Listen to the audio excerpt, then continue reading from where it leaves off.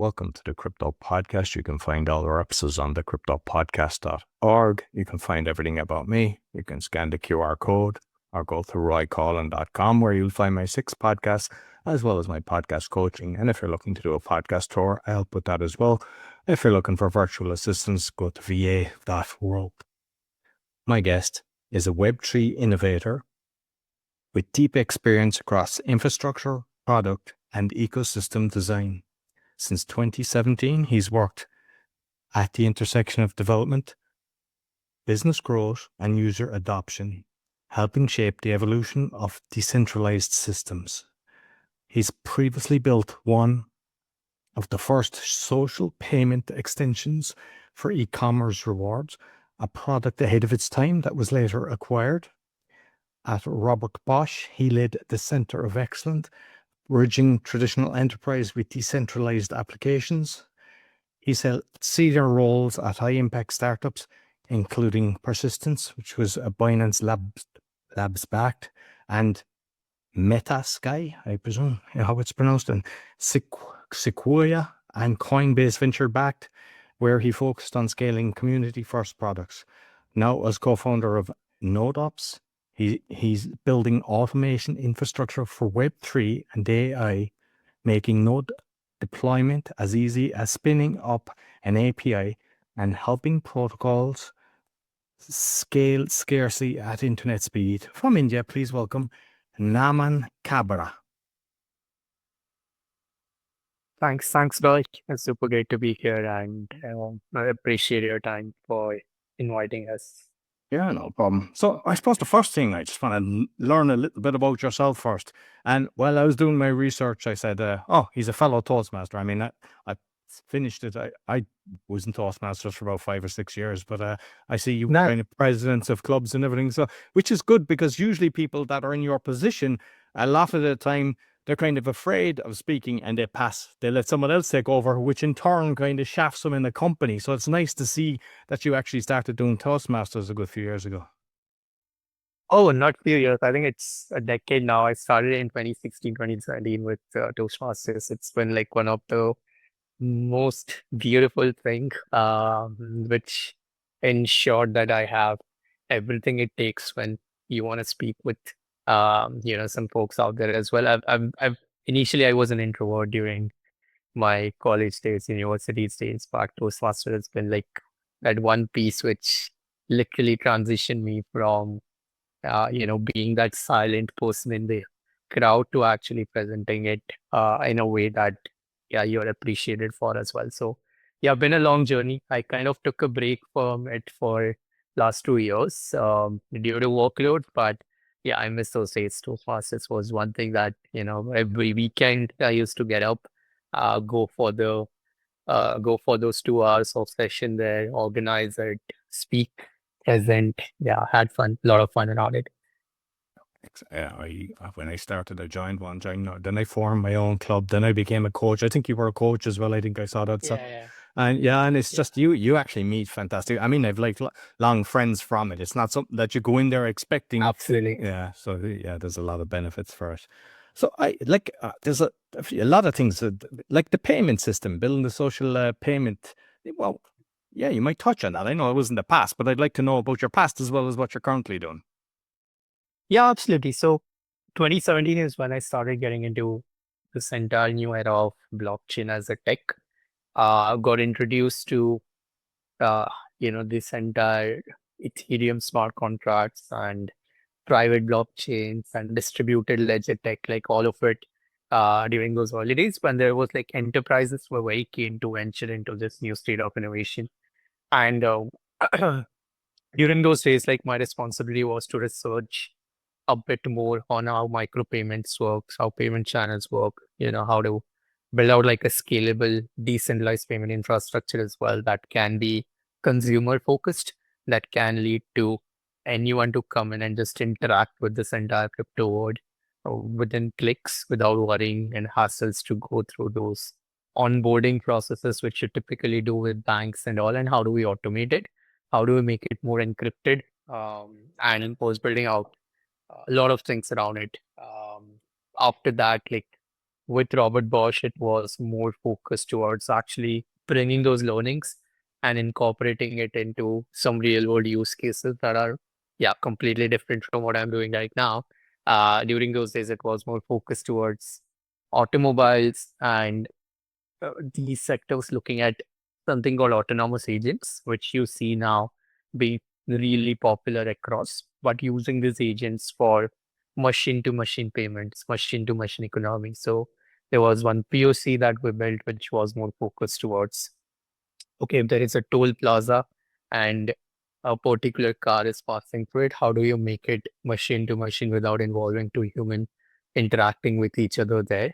And how can you leverage blockchain as a tech here? So that's where we introduced the entire micro payment use cases, creating like an encrypted payment channels that can just interact from one machine to another, and everything been secured, everything been stored in a immutable manner on blockchain, right? So that was like a really interesting use case that gave me a huge inspiration to actually write research papers as well. I've published multiple research papers as well throughout these learnings. And from there, the journey eventually transitioned into more and more infrastructure focused games, which was up chains, which was layer ones. That's when got introduced to Cosmos ecosystem and this entire new concept of validators, POS, and delegated POS as well. So um, this entire nodes as a concept and inspiration was when we were working with a lot of validators and we saw the hassle that they go through as well. And we saw the challenge that no one can just come in and participate as well. And yeah, that's how NodeOps was born. NodeOps was conceptualized that we can let anyone come in and become a node operator in a one click and help foundations to like actually move towards decentralized, uh, POS economy without worrying without worrying about the security, scalability, reliability of these nodes because we manage it, we orchestrate it, and we coordinate it with our entire infrastructure. So started with that 2024 January, we introduced it. Within first 4 months, we were doing seven figures in revenue. Raised our first round. Uh, in May, we announced it of a 5 mil round. From there till today, it's been heads down, building and introducing new product avenues, introducing new entire now what we call NodeOps network as a protocol stack, where you have more and more platforms building on top. So NodeOps Console was the first one. We very recently introduced NodeOps Cloud, Security Hub, and a couple of others as well, where we kind of now become an entire, kind of like a tool, one-stop tool or one-stop shop for anyone who is looking to just get started with building out in Web3 as well. But we don't stick to just being like an infrastructure layer. We focus on building the product layer that can be a middleware between consumers and the infrastructure, right? So that's what we've been up to. And we are team today consists of like 2025 odd team members where, Pratik, me, and JD, we know each other for a while, all the three co-founders. And yeah, today, like scaling up as quickly as possible towards more product avenues as well. So yeah, that's been the journey so far for me. Excellent. And like, a lot of times they're worried about security. So how are they? Because I mean, there's bots everywhere. There's always hacking, and how are you protecting? Right. So there are like seven different, we call it like security layers here that we are following internally as well. And everything that we've done so far, it's kind of been at the forefront of ensuring that we build it out scalable, but not at the cost of affecting the security, right? So there have been a lot of, internal architectures that we've gone through, whiteboarding done, scrapped almost all of them, just stick to what we feel like comfortable in terms of ensuring that this is the best industry standard overall. Got like 4 audits done so far, security audits done. This includes prominent industry players like Constamp, Oak Security, Halbin, Quill Audits doing the audits for us. And yeah, that eventually gives you a much better peace of mind and a good sleep as well, that your protocol is kind of secure. But yeah, just the job is not yet done, right? We want to focus on uh, adhering to the best industry standards when it comes to security. And when I'm saying industry standard, I'm talking about traditional Web2 industry standards, because I think that's where everyone takes security at the topmost priority. I think in Web3, it's still like not the topmost priority, and that's why you see so many hacks and breaches across the board, right? So want to avoid any form of hacks, anything around those directions. Like we want to stick to what our game plan is, which is building the products, ensuring that they're secure, we make it scalable, ensuring that we keep on reiterating and iterating on this loop to ensure it goes out in the market with the best distribution as well. And like these companies then, just so kind of understand it, is it that they're kind of hired and they try to hack you and then ye adjust whatever way they were able to get in? Is that the way that the kind of system works? Actually not. I mean, the way we've designed the products as well, right? Right now, I'll give you an example of Security Hub. The intent of Security Hub as a product is to find those vulnerabilities, to mitigate those vulnerabilities in a one-click real-time fashion. So the way it works is, imagine that you're building a software. You have a code base. You can import those code base in a single line on our Security Hub, and you would automatically start scanning it. And when it says scanning, it's looking for all the third-party libraries, all the code bases that you've been consuming. Are there any potential attack vectors or vulnerabilities been identified? If there are, it would flag it, give them the rating as well, that, okay, this is a critical vulnerability, this is a high, medium, low. It can be adjusted, like all those metrics in place. And all the critical vulnerabilities, that Security Hub would actually give you the solution as well, which is recommended fix. Of course, it won't do the fix for you, because we don't want AI to just take care of everything here. We want AI to give the solution, but at the end, the decision must always be the developer or the original code base owner of it, right? So it would give you a recommended fix in terms of, this is a potential attack vector, which might lead to hacks, which might lead to breaches. Please take care of it and mitigate it. And unless and until these critical vulnerabilities are resolved, it keeps on sending you notifications. So that's what the architecture of Security Hub looks like as well. And it's absolutely inspired from whatever we've done so far internally as well. So there are like monitoring tools been set up across all the channels, be it Discord, Telegram, Mail, GitHub, wherever you have engagement with developers, and they can be alerted in terms of ensuring that, okay, there is something wrong here, we need to fix it. We take care of those as well. So that's how the entire interaction happens. And like with AI, I mean, a lot of times people are seeing all the massive benefits for it. But, since you're so deep in this, does it scare you how it's going to affect society? Because we've already seen, people's brains are on the downfall because of using it so much. But not only that, the amount of jobs that are being removed between robotics and AI, does it scare you? Oh, no, absolutely not. Absolutely not. I think it's a real big win if this industry scales up quickly. Look at us, right?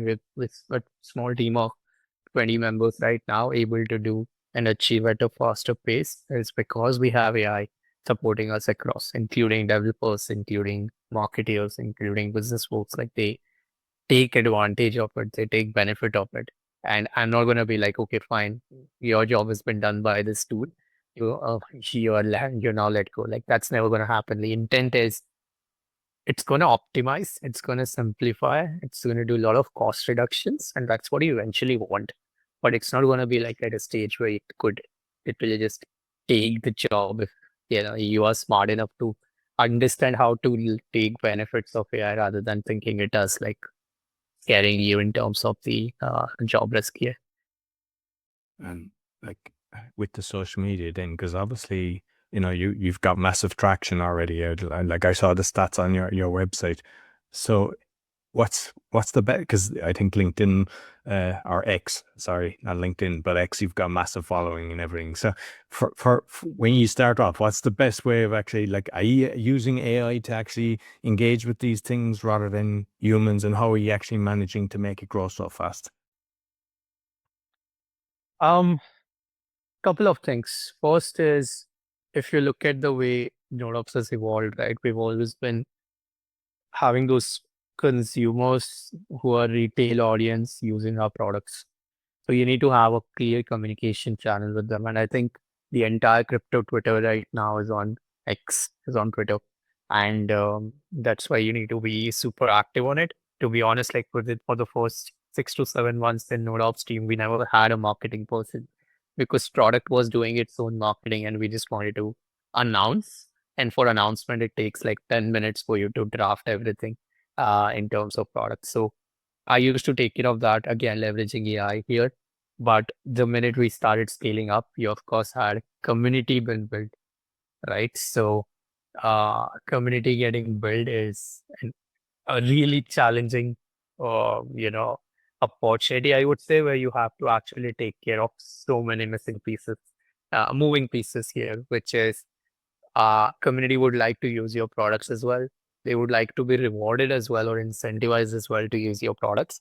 And you need various channels to engage with them, right? So all this combined together, our responsibility was ensuring that wherever we go from here, our intent would be to double down on our community, double down on incentivizing them because they are users first and the community later. So our intention would be to ensure that our users are incentivized to the fullest. And that's what we did. We started with loyalty campaign, we started with engagement campaigns with all our users out there, and they love it. We've created like very innovative mechanisms to actually draw down the value of whatever revenue we'll make to the actual interactive stakeholders of the protocol.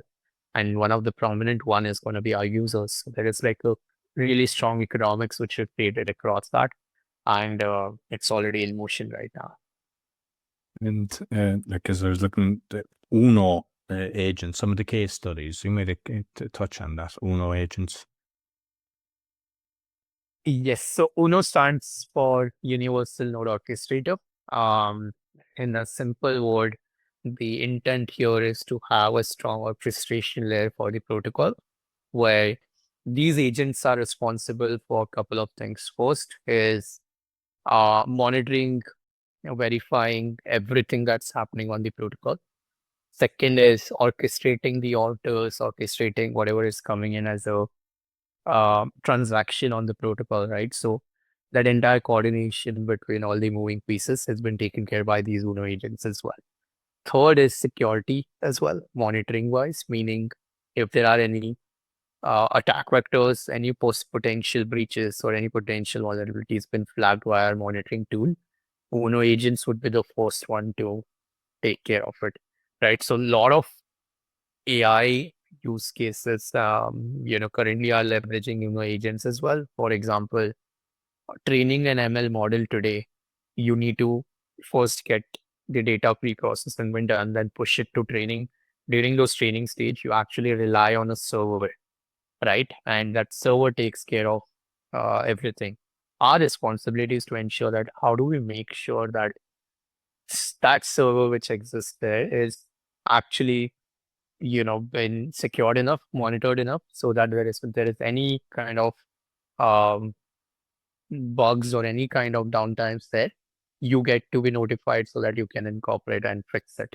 So that's where UNO agents are also used, and we did it like a community first launch where we didn't give too much technical details about UNO agents initially, just created a strong distribution game plan for it, and community liked it. They bought the NFTs, they received the rewards, and we took it from there.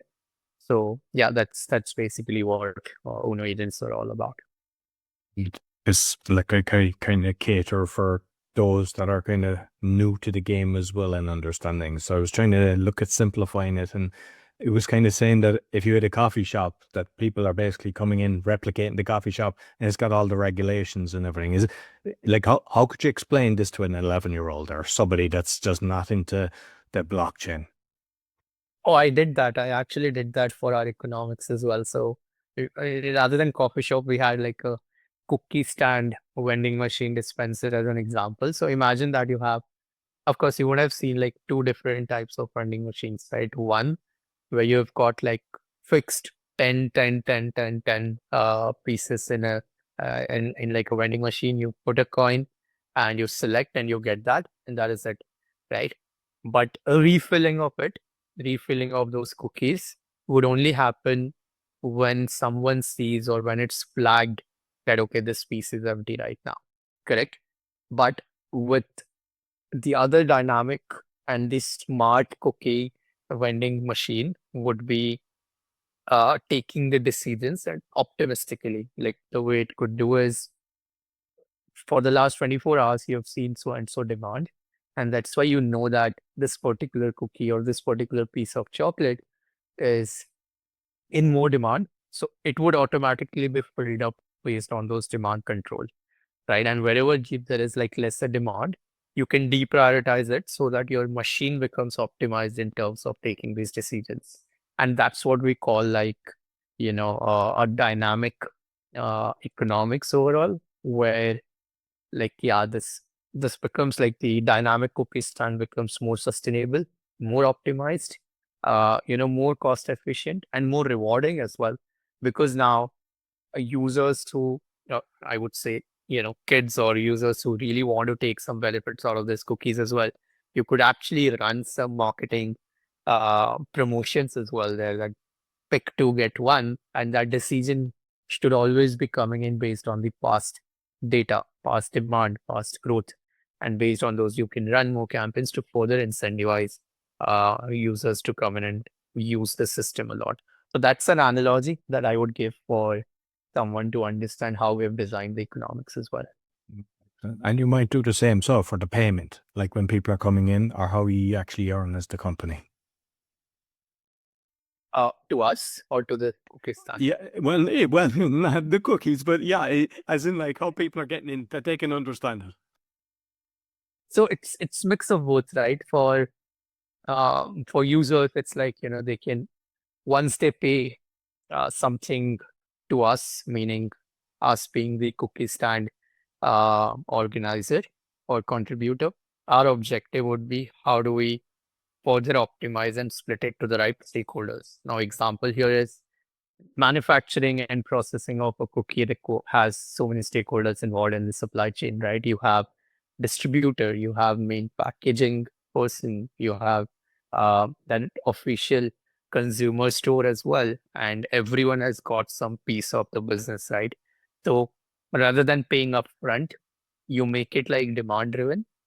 Of course, you have a fixed incentive, which is like, okay, I'm going to pay you this much for just keeping this machine here for users to interact with. But after that, we're going to give you some part of our revenue as well, right? How much to give, when to give is the decision that entire machine's demand would take, machine's revenue would take, and would be dependent on that. So that's how the entire payment economy would work as well, where whatever consumers are paying here, you actually have a clear revenue share, a clear reward share across the board.